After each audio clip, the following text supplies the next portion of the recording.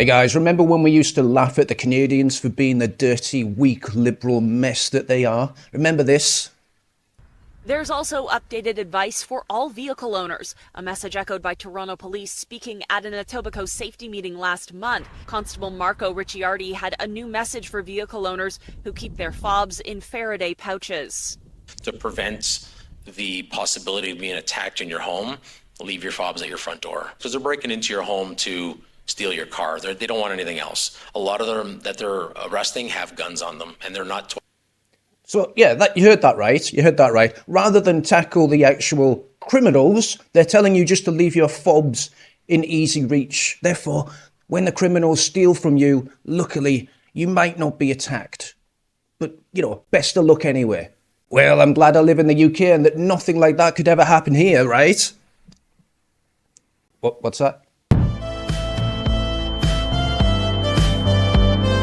If raising legitimate concerns about thousands and thousands of unchecked foreign males illegally entering our country makes me far right, then so be it.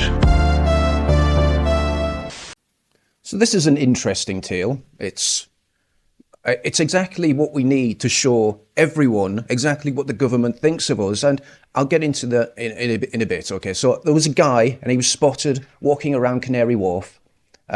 And it turns out that he was a bit of a wrong-un.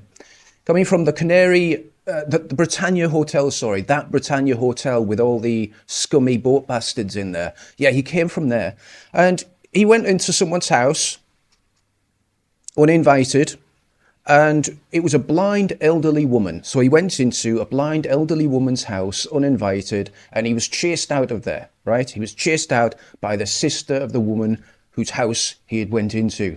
He was then spotted doing this by a member of the public who chased him down, I guess, called the police, and this is where we pick up the story. So the police are now telling the public why they can't arrest him. This man in this vehicle has just entered a lady's property without her consent, and these officers have said it's not an offence. They're letting him go. They're letting him go. Bad news, Officer, guys. how is that not an offence? How is it not an offence entering someone's house? That poor lady. Regardless, she didn't want him in the house. Is alarm fear and discretion? Is alarm fear and discretion offence? Is she not allowed? I'm pretty sure if I went into number 10 Downing Street uninvited, they'd have a problem with it. Now, I could wait for the moment until they open the door and then just claim, well, hey guys, you've opened the door. Fuck, no laws exist. Let him go. Let go. He's allowed to do that. He's allowed to do that. All right, so that goes on for a bit. You can see that the people aren't very happy with the excuses coming from the police. Guys are quite unhappy about the streets, but we have no allegation to arrest them for. Okay, I understand that that's not something you want to hear, but unfortunately, there's only so much we can do. Obviously, she's the main person that, and she doesn't want to press charges. She does want to press charges. What's the alleged offence? You can, I don't know if you're getting these vibes here, guys, but like the guy that his very first fucking action coming into this country was to break its laws, is stood behind the police officers who seem incredibly agitated by the people who are upset that he's walking into people's fucking homes. This guy, they're protecting this guy. They're concerned that... Why is he allowed out the hotel? He's literally breaking... Right, he's a criminal. Why is he allowed out the hotel? Why can't we just take over like a cruise ship or something? Why do we need to put them in hotels dispersed around the country? Why can't we just take over one of the giant cruise ships and put them on a fucking boat? They cometh from the boats, and to the boats they will go back. And what I think people need to understand is the framing of this, and I'm very aware of this as well. This is why I wanted to talk about the police in particular. The framing around this is now putting the police in the way of the people and the solution, and that is not a good place to be. And I want to say that I don't think it is all police. I don't think all police are necessarily doing this on purpose. And I don't think all police are okay with what's happening. We've seen video evidence of that guy, like, he was going around warning protesters not to go to the events and being really actually kind of pissed off about that. He's getting investigated, by the way. So, and this will tie into my other point. I don't think it is all police, but when it comes to the Metropolitan Police, they've had years upon years of Sadiq Khan's leadership. I am genuinely starting to question whether the Metropolitan Police are actually representing the English anymore or trying to protect the English anymore. If London is even considered an English city, which would make these people something else then, wouldn't it?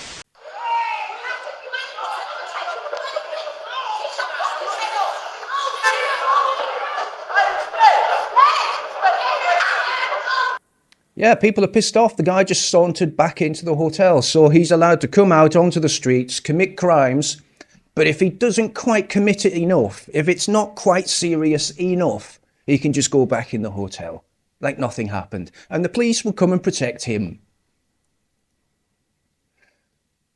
And here's the thing, you're now starting to hear rumours, and it's circulating, and this is human nature. I am guaranteeing that this will happen. I've already said that this will happen.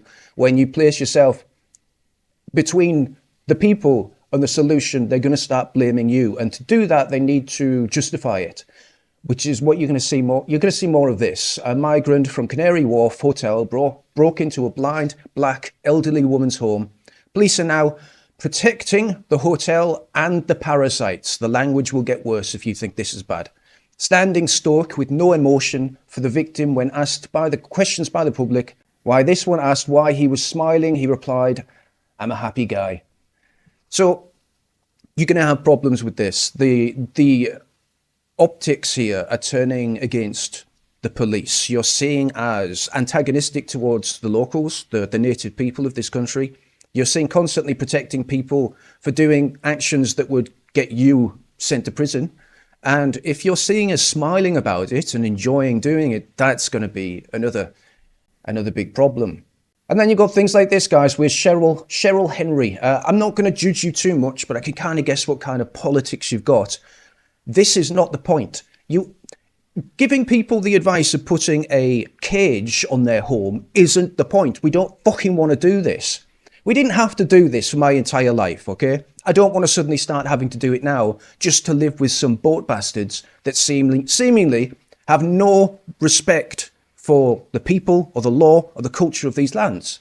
I don't want to change to accommodate them. They can just all fuck off. And again, guys, going back to the Met Police in particular, the reason that I think a lot of people have a problem with them is their leadership and who's governed them over the last, 10 years or something. Sadiq Khan has absolutely ruined them. A lot of the people, a lot of the good people that were there have been hounded out. And I'll give you an example. A lot of ex-police officers that have left the Metropolitan Police say that there is a toxic culture within the police force itself. Some ways that's demonstrated is the way that police officers are often preferred to have at least dobbed in one of their other officers before being considered for promotion. And usually the ones that they end up dobbing in are the sensible ones that start to question things and maybe say the wrong thing, like they don't use the correct words when they're supposed to use them. And they're the ones that get reported. So the good ones get siphoned out by the bad ones, dobbing them in for their own fucking promotions. That's mental. So no wonder the Met is just an absolute rotten piece of shit for their police force. It's a garbage police force. I think it's rotten to the core. The other police forces around the country I don't think are anywhere near as bad as, there's the one in Rotherham that's pretty bad. All right, I think there's quite a few that might be pretty bad, actually. My breakfast! There's a certain demographic that lives in those areas. You shouldn't notice that, but watch this. Okay, and we're rolling. So I'm here with Dean and Richie. Dean, tell me what you saw today. Today, I was with a friend who rang me for, funny enough, a pair of Crocs. So I've come downstairs and we've gone around to Tiller Road to pick up the Crocs. Upon leaving Tiller Road, we turn right into Bing Street to where we see a lady leaving her property and an illegal immigrant who we recently see just before that leaving the hotel. We pull over. He's trying to gain entrance into the lady's house to where we say to the This fucking thing. man, like, what are you doing?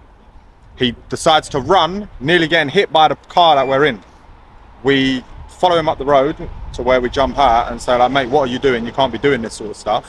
He runs up the road to Marshall where we follow him. We then detain him. We don't touch him. We phone the police and we say to the police, like, come down, this is what's happened. They turn up. Once they turn up, this is where the two-tier policing comes into play. They turn up, and when they turn up, they tell us that they can't arrest a man because of it's only trespassing. He didn't say anything. Because the guy's doing his job, that's why. He's doing exactly what we put him there for. Why would we arrest him? He didn't want to touch anything in their property, which they don't know because of the girl managed to get him out of her property. They put the man in their vehicle and drive him to return him to the Britannia Hotel on the Isle of Dogs, Canary Wharf. So the police picked him up and just literally took him back to the hotel. Amazing. Get down there, and then when we get down there, that's where all the two-tier policing starts. They say they can't arrest a man through trespassing not being a criminal offence, a civil matter. What's he doing in there? What's he doing in the property in the first place? What's his intentions of going into their house? And then once we get down there, they then started issuing, what was it? Section 35 got done for. So the old bill said you've got to leave the property and you can't come back till 2 o'clock in the morning. Right, so let me get this straight. A illegal boat bastard allegedly tried to rob someone by entering their home. Now, he was caught doing that. When the police were called, they didn't arrest him. In fact, they just took him back to the hotel with a free taxi. And then they took out a Section 35 telling everyone to fuck right off. Again, like, who are these people working for? Who are the police right now? What job are they doing? Because they're not protecting us. Crime's gone through the fucking roof. They're not protecting our children. They seem to be protecting just one group of people. And those are the people that we don't even fucking want here. Yeah, we've always told the community this was going to happen, and this is what has happened now. It's going on everywhere. It just needs to stop. The whole thing needs to stop. How we're still letting these in. It's been 50,000 now since Starmer took in charge of Labour. It's absolute disgrace. I don't want to swear, but it's an absolute disgrace.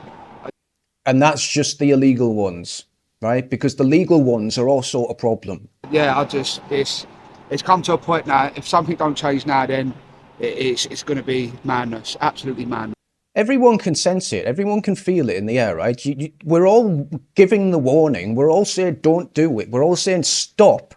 Literally stop what you're doing, you fucking traitors. Like, we're saying it openly, and you're ignoring us, and in fact, you're ramping things up. You're making it even worse. You have to wonder why. Yeah. Also, the police have said, when we was there and we was questioning the police as to why they're not arresting the man, the police exact words was, if your door is open, they're allowed to enter. Which is insane. How can you just authorize people to enter someone's property? We said to them, so the gates are open on the Britannia Hotel. Why can't we go into the Britannia Hotel? They said, you're allowed. When we walked down there, they then barricaded. They closed the door. The gates and said no one is allowed into the hotel itself, otherwise they'll arrest anybody. But it's trespassing, only trespassing on someone's premises, but in terms of the hotel, you can get arrested for it, which is, it's two-tier. You can't say one rule for one thing, one rule for another thing. And when we were there as well, the old Bill was smirking at us, this, that, the other, trying to antagonise. And that's the thing. If I was a police officer, I wouldn't be doing that. I'd be trying to convey every sense that I have to be there to pay the bills, and I'm looking for another job. Because you're going to be considered traitors. You're going to be considered, again, when you get in front, when you get between the people and the solution, you become part of the problem. Because absolutely no one wants this, guys. There is not a single demographic of voter, apart from the actual illegals themselves, probably, or the communities we've got in this country. There is not a single demographic that doesn't want this stopped, that doesn't want not just less immigration, not just less migration, whatever they want to call it. They want it reversed. They want these people to go home. And when it comes to the governments, are they in between the people and the solution? Well, Rupert Law seems to think so. I'd imagine once you got into Westminster and saw the sort of the incredible pace with which things don't happen and the impervious nature of MPs when it comes to implementing something quite logical, which seems beyond. We don't know why. Nobody can quite work out why. I mean, seeing it there. I can tell you why. I can tell you why, and I've sort of, as you say, been there over a year now as a sort of a late arriver into Parliament. And like all of us, you sort of assume that Parliament knows more and is more experienced than people out on the street. And by the way, I totally agree with your previous caller. So after a year in Parliament, I think the truth is that the MPs have virtually no power. The House of Commons has been hollowed out by the selection process of Blair and Cameron. And we've ended up, basically, it's a charade, a bit like the European Parliament. So actually, the power lies with the 23 permanent secretaries, starting with a man called Wormold, who runs the cabinet. He's the cabinet secretary.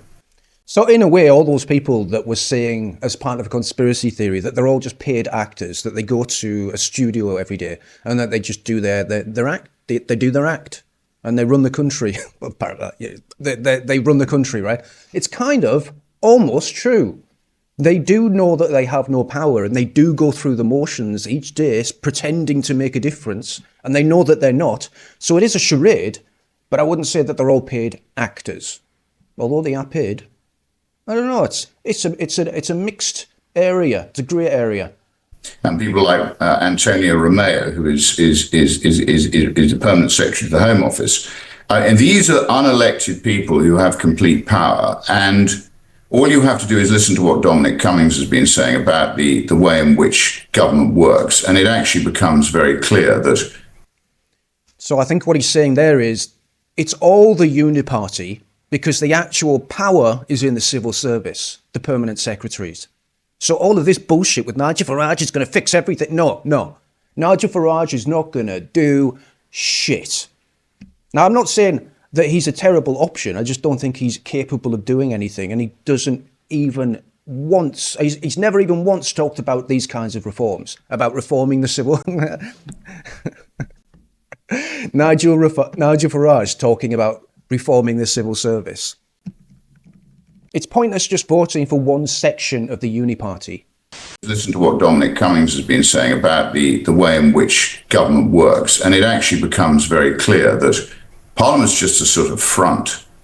And I just want to read you a quote, my favourite quote on this subject, which I wasn't expecting you to ask me about, but it was, there's a man called Ludwig von Mises, who was an Austrian school economist, who I love the Austrian school economists. And his famous quote is, "The worship of the state is the worship of force.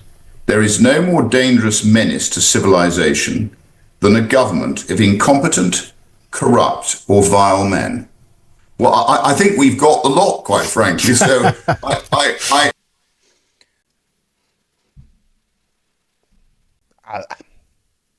I mean, he's not wrong, is he? And once again, I'm going to talk about getting yourself in the way between the people and the solution, thus becoming part of the problem. Now, I've mentioned this a couple of times, and yes, I do have to preface, it's not all of them, it's not all of you, okay? It's not all women. It's these ones. So what he's about to mention now is a clip that was in protest of the DC local government cleaning up, or is it Trump, like federal, whatever's happening in America right now and how their stuff works is happening in the way that it works to do the result that I'm going to talk about. So they cleaned up DC's parks from all the tent bastards. So they cleaned up the park, got rid of all the tent bastards, and as they were about to do that, the very obvious, very, very obvious people started to show up. Yeah. Oh no. Oh no. No. You know, I've said this before. I used to be against racism. And I'm still generally against racism. But I can see why it's fun. We all know exactly what this bitch is about to say. You know it, I know it, everybody knows it. Yeah. All right, it's August 11th. I am outside Union Station in DC. Oh, she got that bullshit on her ears too. Oh, wow. We got ourselves an elite here. She's really about that life. Where folks on the ground are telling me that they are about to start rounding up unhoused people tonight. You mean homeless? The folks here at the encampment in front of Union Station are handing out these whistles to give to unhoused folks. That way they have a way to call for help if they are kidnapped by federal law enforcement. What do you mean call for help? Like, what do you think they're gonna do? Like, what do you like? What do you mean call for help? Like, call from help from who? Like, this is amazing. Like, you really, honestly, we need to have a system. I really want to have a system. I would do this where these people get to live with those people. That's pretty good. That's pretty nice. I would make a. Yeah, they get sent to the camps along with the people that they love and want to protect so much, and then we'll see how long that lasts. That'll be interesting. Like that. Yeah. And I would you know, everybody knows what would happen. Everybody knows. Everybody. Yeah, it make it a law. Yeah, you have to make it a TV show. Yeah, I like that. That's a good one. Yes. That is basically the Hunger Games right there. Trade their houses for rent. Yeah, they'll just annoy everyone with the whistling. Yeah, make it a show, call it Karen's House. Unhoused people, make it sound passive, like they had no choice. A lot of people just don't put yourself between the solution and the people. Is what I'd say. It's not good. It's not good.